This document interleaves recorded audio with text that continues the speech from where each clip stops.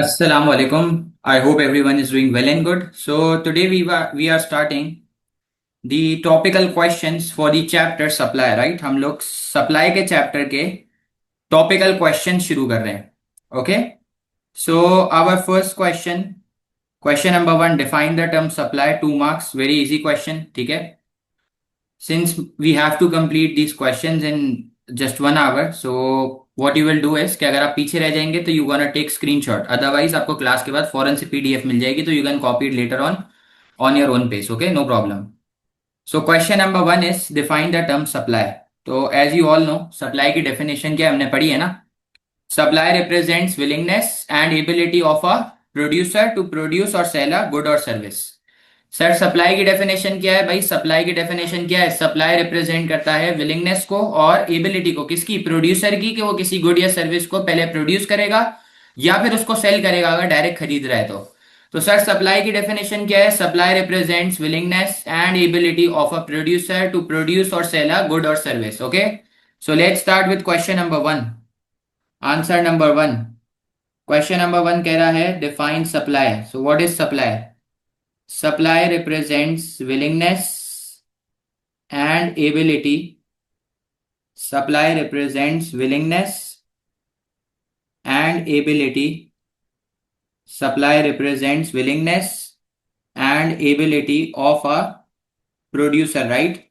Supply represents willingness and ability of a producer to produce or sell a good or service. ठीक है.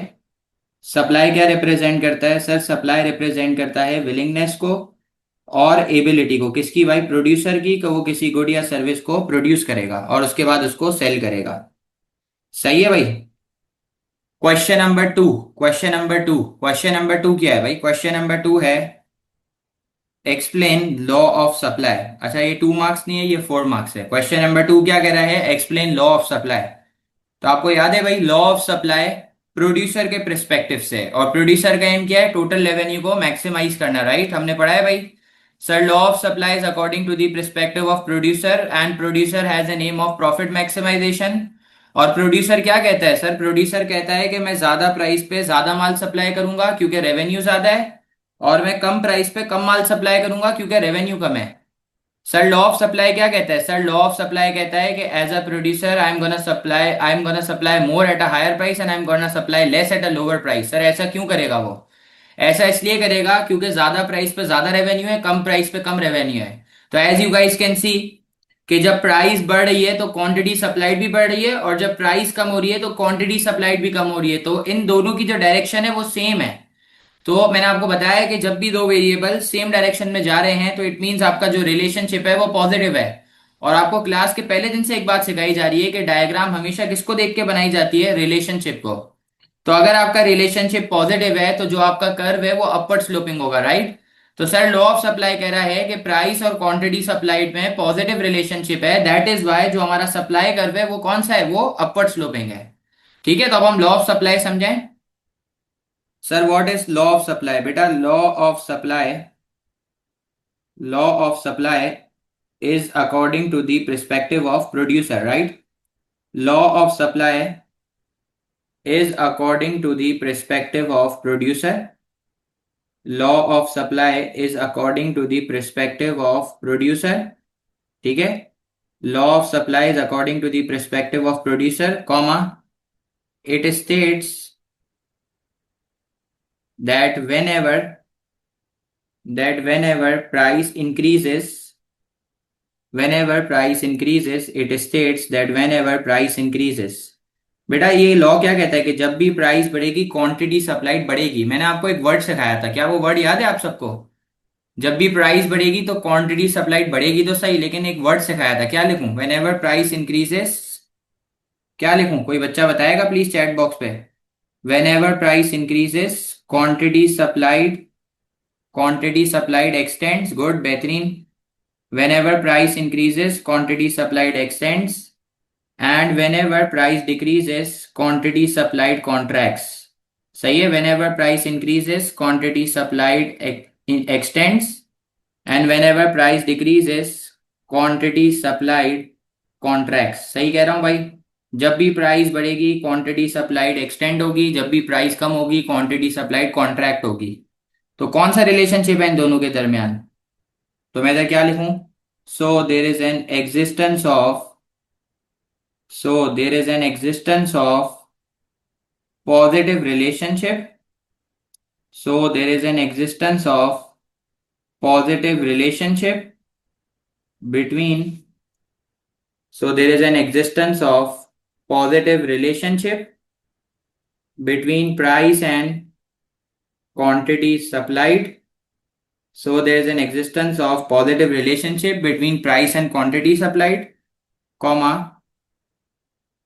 and upward sloping supply curve is formed. ठीक है, comma, and upward sloping supply curve is formed. ठीक है भाई, ये आपका answer हो गया इस सवाल का। ठीक है भाई।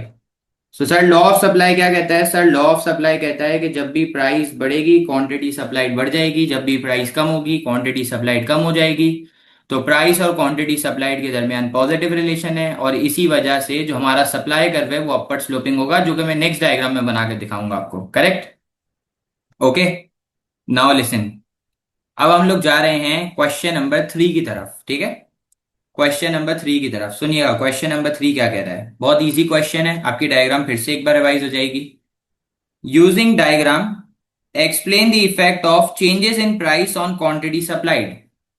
ये कह रहा है डायग्राम को यूज करो और आप बताओ इसको कि अगर प्राइस चेंज होती है तो उसका क्वांटिटी सप्लाइड पे क्या इफेक्ट होगा।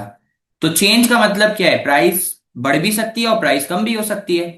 तो ये कह रहा है कि अगर प्राइस बढ़ेगी तो उसका इफेक्ट क्वांटिटी सप्लाइड पे क्या है, अगर प्राइस कम होगी तो उसका इफेक्ट क्वांटिटी सप्लाइड पे क्या है। और डायग्राम के थ्रू आप इसको समझाओ। पहले डायग्राम बनाओ फिर उसको एक्सप्लेन करके समझाओ। तो can anyone please list down me the 5 steps to make a diagram. Diagram बनाने के 5 स्टेप्स क्या थे? किसी को याद है तो जरा मुझे बताना प्लीज। Question number 3। जी, सबसे पहले फर्स्ट स्टेप हमजा ने बताया है एक्सेस बनाओ। ठीक है भाई। सेकेंड स्टेप लेबल करो, बेहतरीन। Third step make curve, upward है तो अपवर्ड, डाउनवर्ड है तो downward, good Rida. Third step, fourth step sorry, old price old quantity. Fifth step new price new quantity. Right, ये 5 स्टेप्स हैं। देखो सबसे पहले हमने बनानी है 2 एक्सेस, ये बना दी सर। सेकेंड स्टेप होता है लेबलिंग करना। तो सर ऊपर आ गया प्राइस, और प्राइस को किससे डिनोट करते हैं? पी से। ऐसा ही है भाई। सर ऊपर आ गया प्राइस, प्राइस को किससे डिनोट करते हैं? पी से।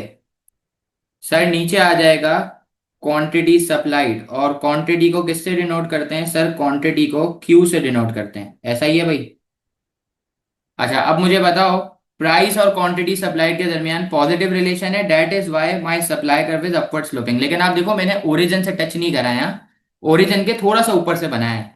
तो ये मेरा सप्लाई कर्व हो गया अपवर्ड स्लोपिंग। अब आप देखिएगा, ये मेरी इनिशियल प्राइस हो गई, जहां टच होगा नीचे क्वांटिटी आ जाएगी। सही है, तो मैं इधर लिख दूं, ये हो गया प्राइस पी, ये हो गया पॉइंट है, ये हो गया क्वांटिटी क्यू। अब मुझे बताओ, प्राइस बढ़ेगी तो क्वांटिटी सप्लाइड बढ़ जाएगी ना। तो चेक करो, ये मैंने प्राइस बढ़ाई, जहां सप्लाई कर्व पे टच हुआ नीचे नीचे क्वांटिटी आ गई। ऐसा ही है। तो अब आप चेक करो, जैसे ही प्राइस पी से P1 के ऊपर बढ़ रही है तो क्वांटिटी सप्लाइड क्यू से Q1 के ऊपर बढ़ रही है। कोई बच्चा बता सकता है ये ए से बी पे क्या हो रही है? जैसे ही प्राइस पी से P1 पे बढ़ रही है तो क्वांटिटी सप्लाइड क्यू से Q1 के ऊपर एक्सटेंड हो रही है, और ए से बी पे क्या हो रही है? ए से बी पे मूवमेंट हो रही है। ऐसा ही है। ठीक है। अच्छा अब मुझे बताओ, ये मैं प्राइस कम कर रहा हूँ, गौर से देखना। ये देखो, ये मैंने प्राइस कम करी, जहां सप्लाई कर्व पे टच हुआ देखो वहां से नीचे क्वांटिटी निकाली। तो नाउ यू कैन सी, जैसे ही आपकी प्राइस पी से P2 पे डिक्रीज हुई तो क्वांटिटी सप्लाइड क्यू से Q2 के ऊपर कॉन्ट्रैक्ट हो गई। ऐसा ही हो रहा है, चेक करो। जब आपकी प्राइस पी से P2 पे कम हुई तो आपकी क्वांटिटी सप्लाइड क्यू से Q2 के ऊपर कॉन्ट्रैक्ट हो गई, और आप देख सकते हैं कि ये ए से सी के ऊपर मूवमेंट हो रही है। ऐसा ही है भाई, ठीक कह रहा हूं? ओके, अब ये डायग्राम तो हमने बना ली, अब हमें इस डायग्राम को एक्सप्लेन करना है। ठीक है, अब हम इसको कैसे एक्सप्लेन करेंगे? सबसे पहले हम लिखेंगे, गौर से देखिएगा, एक बार फिर सीख लें। सबसे पहले हम लोग लिखेंगे an increase in price from P to P1।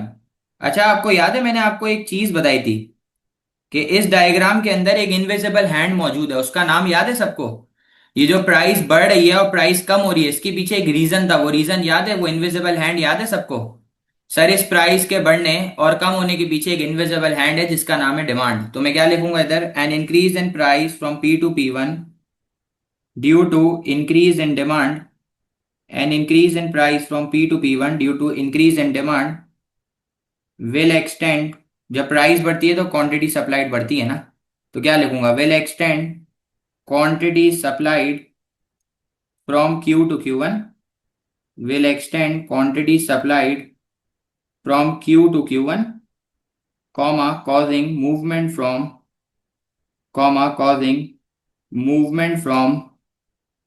point A to B, causing movement from point A to B। ठीक है, मूवमेंट हो गई ए से बी पर। सही कह रहा हूं? ऐसा ही है भाई, मूवमेंट हो गई पॉइंट ए से बी पर। ठीक कह रहा हूं? अब मैं दूसरा हिस्सा लिखूंगा। ठीक है, अब मैं दूसरा हिस्सा लिखूंगा। क्या लिखूंगा? वेट करो बेटा Abdullah. A decrease in price, अब मैं क्या लिखूंगा?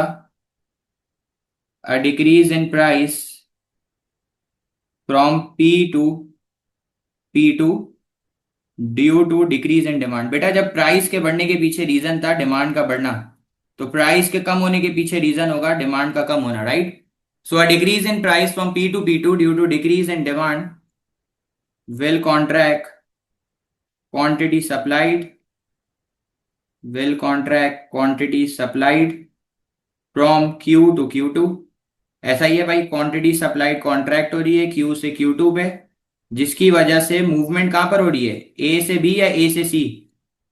ऐसा ही है भाई, comma causing movement from point A to C. ऐसा ही है भाई, मूवमेंट हो रही है ए से सी पर। अच्छा, अब मुझे बताओ, अब मैं एक आखिरी में पंच लाइन लिखूंगा। क्या है वो पंच लाइन? कि ये डायग्राम कौन सा रिलेशनशिप शो कर रही है? लिख के बताओ भाई, जल्दी से मुझे बताओ। Positive, negative? Moreover this diagram represents कौन सा relationship? Moreover this diagram represents, good Rida, a positive relationship. Hamza, किसके दरमियान पॉजिटिव रिलेशन है? Moreover this diagram represents a positive relationship between, between किसके दरमियान? Wafa, can you please tell? Between price and ईशाल, किसके दरमियान? Between price and quantity supplied. सही कह रहा हूं? सर, ये डायग्राम क्या शो कर रही है? ये डायग्राम शो कर रही है पॉजिटिव रिलेशनशिप किसके दरमियान? This diagram shows positive relationship between price and quantity supplied. Okay, so we are done with question number 3। ठीक है, you guys may take screenshot if you are left behind, वरना आप class के बाद भी copy कर सकते हैं। ठीक है, so we are done with question number 1, 2 and 3। We are going towards question number 4। Okay, question number 4। Explain the difference between subsidy and indirect tax, 4 marks. 4 mark का क्वेश्चन है, कह रहा है सब्सिडी और इनडायरेक्ट टैक्स के दरमियान difference बताओ ना। तो इसका मतलब है 2 मार्क्स सब्सिडी के मिल जाएंगे और 2 मार्क्स इनडायरेक्ट टैक्स के मिल जाएंगे। सही कह रहा हूं ना भाई? कह रहा है सवाल के सब्सिडी और इनडायरेक्ट टैक्स के दरमियान डिफरेंस बताओ, तो सब्सिडी के 2 मार्क्स और इनडायरेक्ट टैक्स के 2 मार्क मिल जाएंगे। यस, हमें एक्सप्लेनेशन डायग्राम के साथ साथ लिखनी होती है, बिल्कुल ऐसा ही है। वो आप वक्त के साथ साथ सीख जाओगे, ठीक है इंशाल्लाह। Okay, explain the difference between subsidy and indirect tax. तो आओ चेक करते हैं सब्सिडी और इनडायरेक्ट टैक्स में क्या फर्क है, हमने पढ़ा हुआ भी है ना। अगर आपको याद हो तो हमने पढ़ा है, सब्सिडी एक ग्रांट या कैश पेमेंट होती है जो गवर्नमेंट देती है प्रोड्यूसर को, ताकि प्रोड्यूसर की कॉस्ट और बर्डन कम हो और प्रोड्यूसर मोटिवेट होकर सप्लाई को बढ़ा देगा। और इनडायरेक्ट टैक्स एक टैक्स होता है जो गुड्स एंड सर्विसेज पे लगता है, हमारी कंट्री में जीएसटी की फॉर्म में लगता है, बाहर मुल्क में वीएटी की फॉर्म में लगता है। और इनडायरेक्ट टैक्स से प्रोड्यूसर की कॉस्ट बढ़ती है, बर्डन बढ़ता है प्रोड्यूसर का, प्रोड्यूसर डीमोटिवेट होगा और सप्लाई को कम कर देगा। ऐसा ही है भाई। तो सर, सब्सिडी से हमेशा सप्लाई बढ़ेगी और इनडायरेक्ट टैक्स से हमेशा सप्लाई कम होगा। अब वैसे तो ये दोनों अदर फैक्टर्स हैं, ये बात मानते हो सब? यस नो करो जल्दी। ये दो अदर फैक्टर्स है, ये बात मानते हो? और अदर फैक्टर्स की वजह से कर्व शिफ्ट करता है, या तो सप्लाई बढ़ेगी या कम होगी। तो हमने बात सीख ली है कि सब्सिडी से सप्लाई बढ़ती है, इनडायरेक्ट टैक्स से सप्लाई कम होती है। अब मैंने आपको जो अगली चीज सिखाई है वो इसलिए सिखाई थी ताकि आपको आगे वाले चैप्टर में आसानी हो।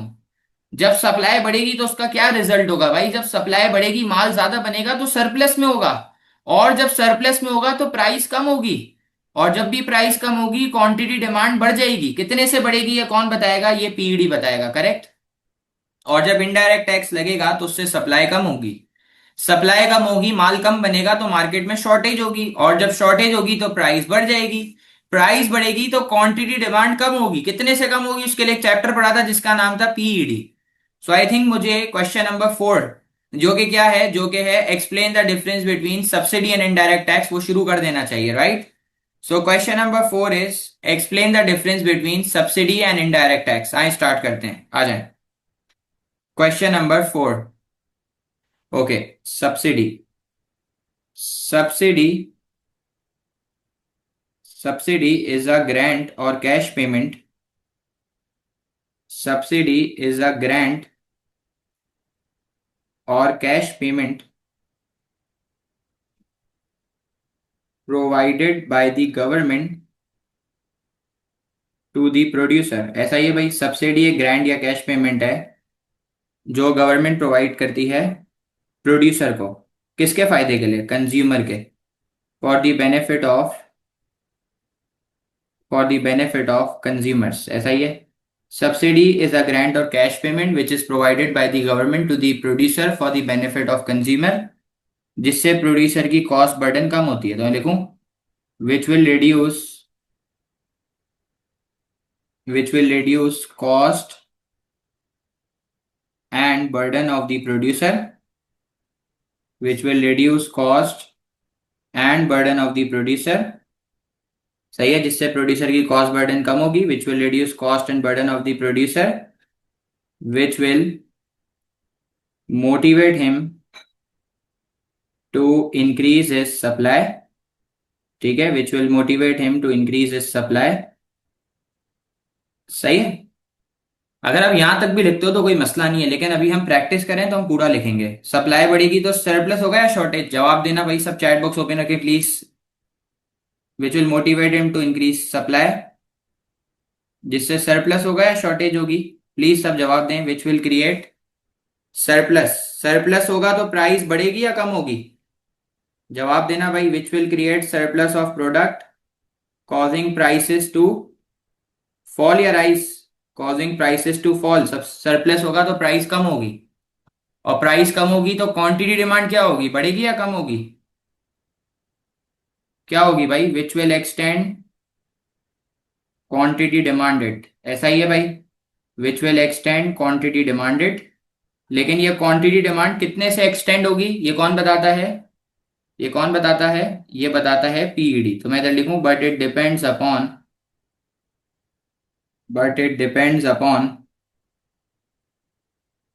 पीईडी। सही कह रहा हूं भाई?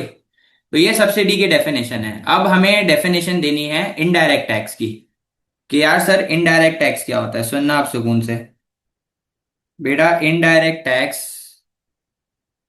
Is a tax on goods and services. सही कह रहा हूं? Indirect tax is a tax on goods and services. सही है। Isn't it too lengthy for 8 marks? Yeah, it's a little bit lengthy, लेकिन मैंने आपको बताया ना अभी हम प्रैक्टिस के लिए कर रहे हैं, वरना आप यहीं तक लिखती, यहीं तक आप लिखती, यू गेट 2 marks। ओके, लेकिन अभी हम प्रैक्टिस के लिए कर रहे हैं तो हम इसके आफ्टर इफेक्ट भी लिख रहे हैं। ठीक है, हो रहा है ना? Okay. Indirect tax is a tax on goods and services which is imposed which is imposed by the government। ठीक है, which is imposed by the government on the producer। ठीक है, which is imposed by the government on the producer, which increases its cost and burden, which increases its cost and burden। सही है, जिससे producer की cost और burden increase होगी। So he will restrict his supply, जिससे इसकी cost burden increase होगी। So he will restrict his supply. सही है, वो अपनी सप्लाई कम कर देगा। So he will restrict his supply. अब बताओ, यहां तक आप लिख रहे हो ना तो कोई मसला नहीं है, आपको मिल जाएंगे मार्क्स। अब आप बताओ सप्लाई कम होगी तो क्या होगा? सप्लाई कम होगी तो क्या होगा? So he will restrict his supply. इससे क्या होगा? विच विल क्रिएट शॉर्टेज या surplus? Which will create shortage. सही है। शॉर्टेज होगी तो प्राइस बढ़ेगी या कम होगी? सप्लाई कम होगी, जब माल कम बनेगा तो शॉर्टेज हो जाएगी ना। Which will causing price level to rise. और जब प्राइस बढ़ेगी तो क्वांटिटी डिमांड बढ़ेगी या कम होगी? क्वांटिटी डिमांड कम होगी ना। लॉ ऑफ डिमांड कहता है ना। Which will contract quantity demanded. जब प्राइस बढ़ेगी तो क्वांटिटी डिमांडेड कम होगी। लेकिन ये कौन बताएगा? ये पीईडी बताएगा। सही है। But it depends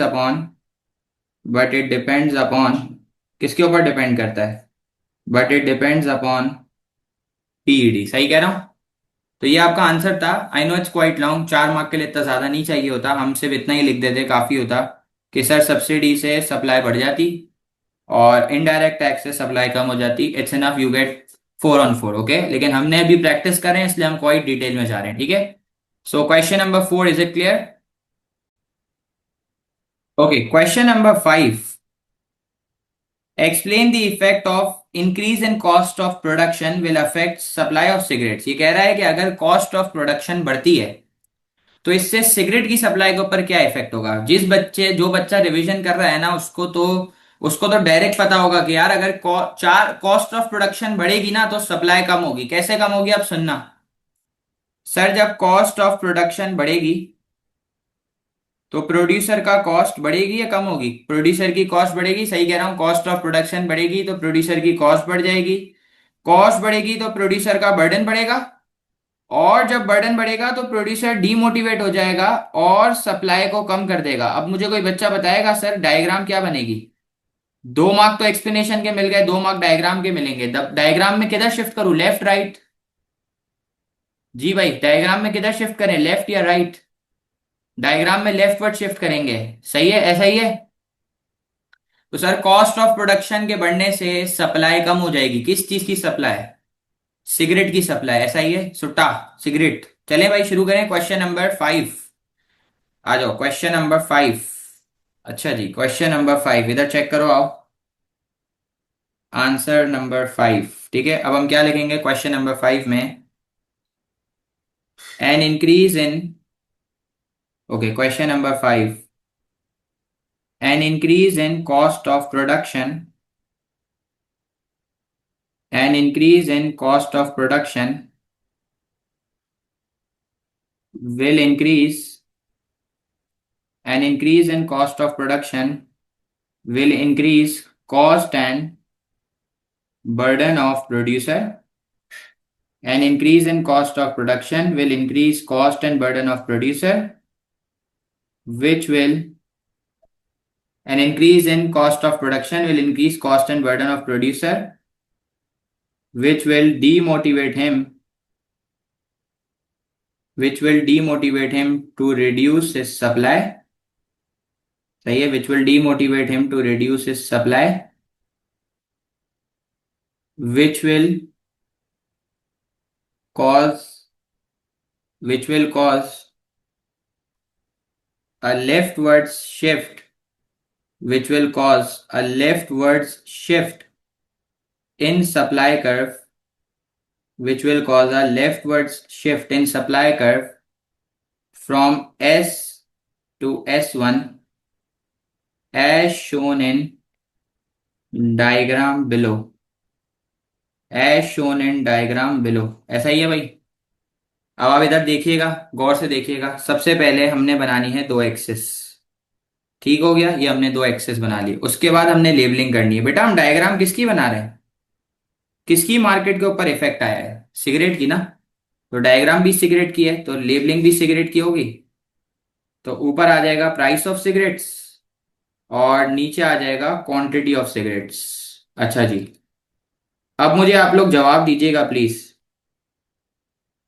cost of production एक अदर फैक्टर है, हाँ या ना? कॉस्ट ऑफ प्रोडक्शन एक अदर फैक्टर है, हाँ या ना? कॉस्ट ऑफ प्रोडक्शन एक अदर फैक्टर है, बिल्कुल है। और जब भी हम अदर फैक्टर की बात करते हैं, prices are assume to be what? जब भी हम अदर फैक्टर की बात करते हैं तो prices are assume to be constant. तो सबसे पहले मैं प्राइस को कांस्टेंट कर दूं। ठीक है, सबसे पहले मैंने प्राइस को कांस्टेंट कर दिया। अब तो ये बात हमें याद हो गई है कि प्राइस और क्वांटिटी सप्लाइड के दरमियान पॉजिटिव रिलेशन है, इसलिए अब्दुल्ला हमारा सप्लाई कर अपवर्ड स्लोपिंग है।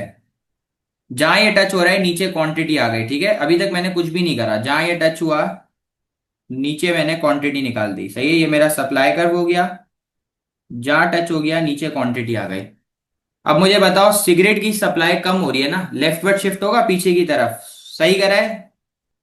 यस नो करो भाई, सही करा है गलत करा है? सप्लाई कम हो रही है, सिगरेट का सप्लाई कर्व किधर शिफ्ट करेगा, लेफ्ट राइट। सर सप्लाई कम हो रही है तो सिगरेट का सप्लाई कर्व लेफ्टवर्ड शिफ्ट करेगा, करेक्ट। अब आप देखो जहां टच होगा वहां से नीचे क्वांटिटी आ जाएगी, ऐसा ही है, तो अब आप चेक करो।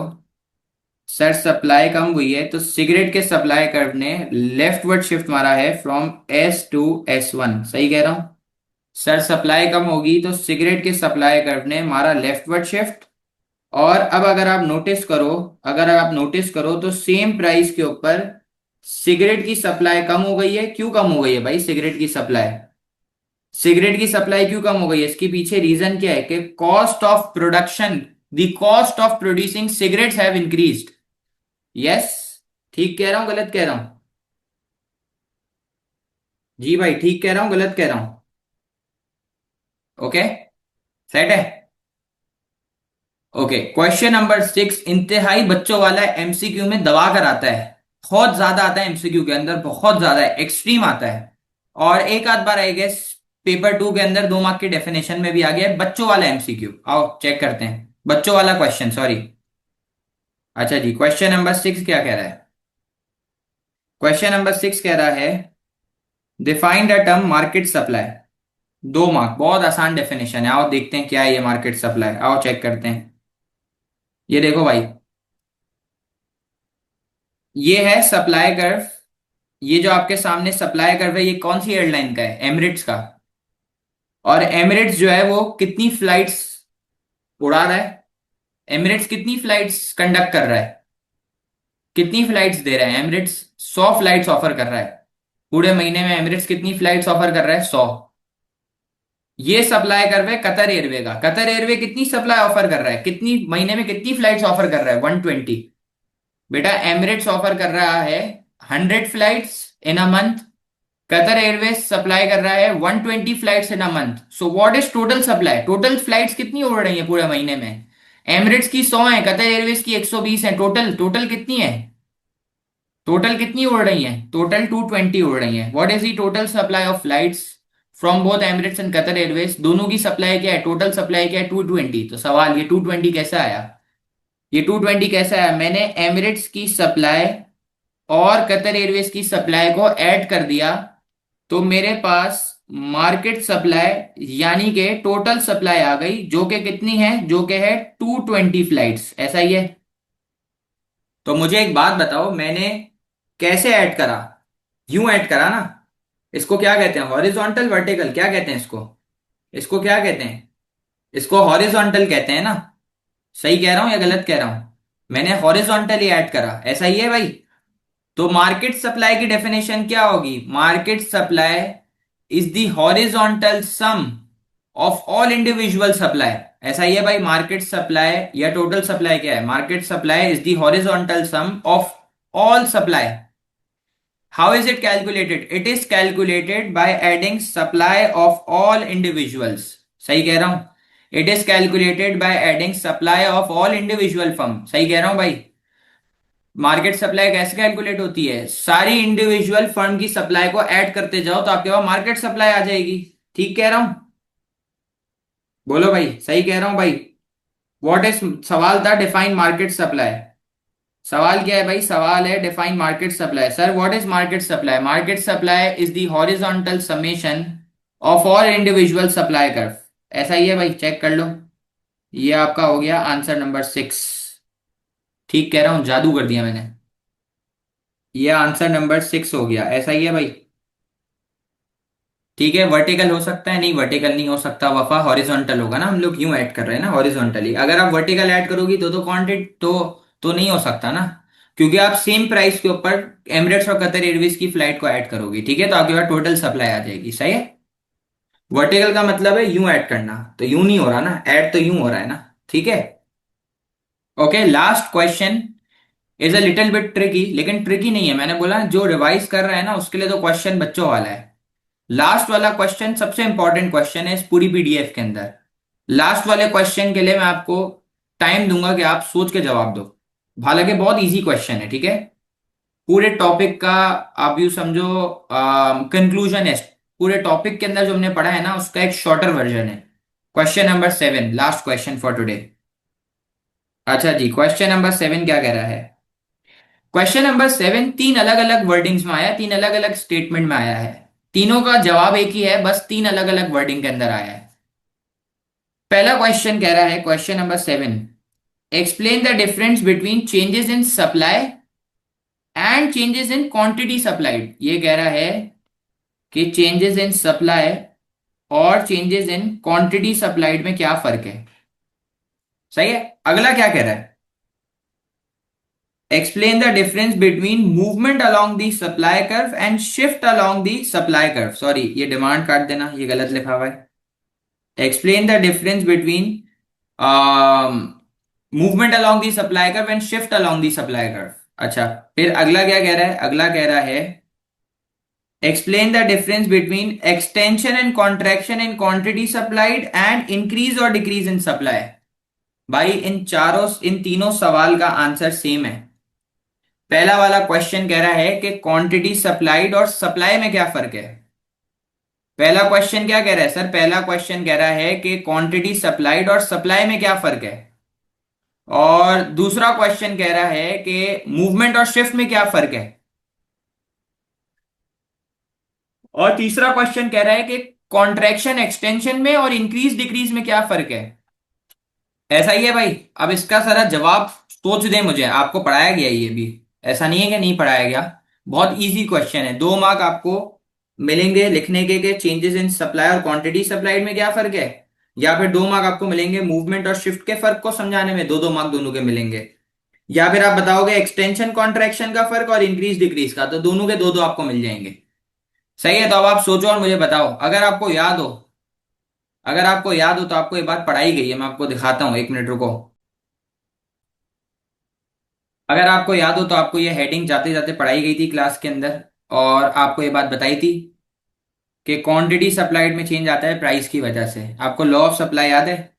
लॉ ऑफ सप्लाई क्या कहता था कि जब भी प्राइस बढ़ेगी क्वांटिटी सप्लाइड बढ़ जाएगी, क्योंकि ज्यादा प्राइस पे ज्यादा रेवेन्यू है। और जब भी प्राइस कम होगी तो क्वांटिटी सप्लाइड कम हो जाएगी, क्योंकि कम प्राइस पे कम रेवेन्यू है। तो मुझे एक बात बताओ ना, प्राइस इंडिपेंडेंट है क्वांटिटी सप्लाई डिपेंडेंट है, ये बात मानते हो? यस नो करो। प्राइस इंडिपेंडेंट है क्वांटिटी सप्लाई डिपेंडेंट है, मानते हो? जी। प्राइस इंडिपेंडेंट है क्वांटिटी सप्लाई डिपेंडेंट है, ऐसा ही है भाई। तो क्वांटिटी सप्लाइड में चेंज आ रहा है प्राइस की वजह से, इसका मतलब है ये बात तो सही है। और जब प्राइस बढ़ी है तो क्वांटिटी सप्लाइड एक्सटेंड हो रही है, प्राइस कम हो रही है तो क्वांटिटी सप्लाइड कॉन्ट्रैक्ट हो रही है। और इसको किससे शो करा जा रहा है? मूवमेंट से। और अभी हम प्राइस की बात कर रहे हैं ना, तो जब हम प्राइस की बात करेंगे तो अदर फैक्टर कांस्टेंट होंगे, सिंपल है। सप्लाई में चेंज आता है, सप्लाई बढ़ती है और कम होती है अदर फैक्टर की वजह से। अदर फैक्टर हमने 4 पढ़े, कौन कौन से? Cost of production, subsidy, indirect tax, technological advancement.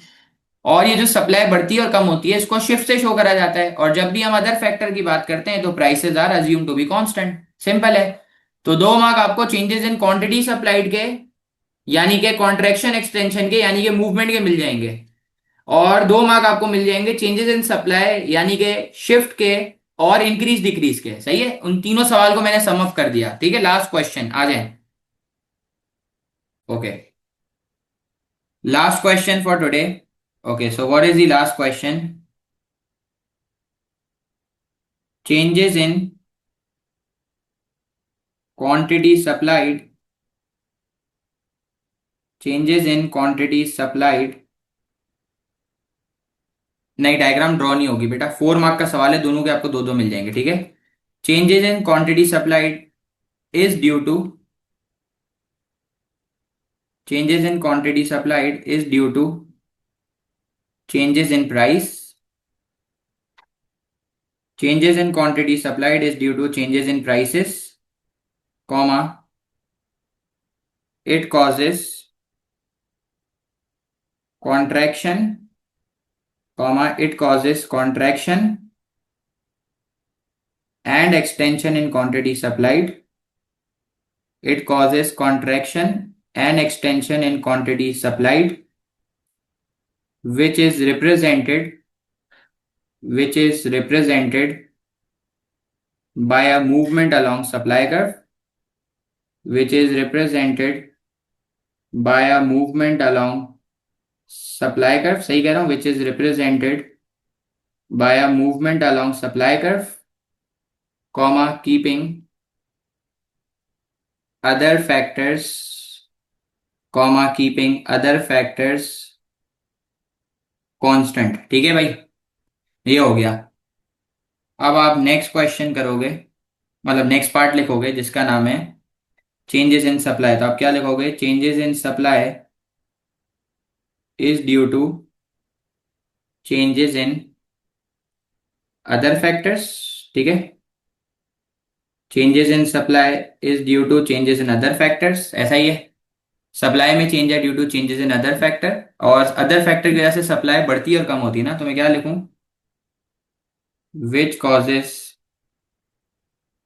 which causes supply to which causes supply to increase or decrease, which causes supply to increase or decrease, which is represented which is represented which is represented by a shift in which is represented by a shift in supply curve, comma, keeping prices, comma, keeping prices constant. ठीक है, so we are done, alhamdulillah, mashallah. We have done our third chapter, that is supply. We have done its topical past paper practice.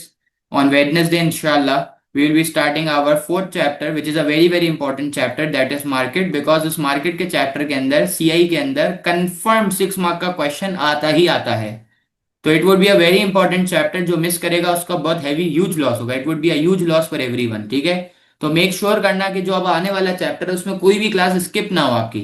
सही है, ठीक है, okay. Because I will make sure कि अभी जो chapter है उसकी रिकॉर्डिंग अवेलेबल नहीं होगी। सही है, जब तक वो टॉपिक कंप्लीट नहीं होता, because it would be a very serious topic, वो गेम चेंजर होगा।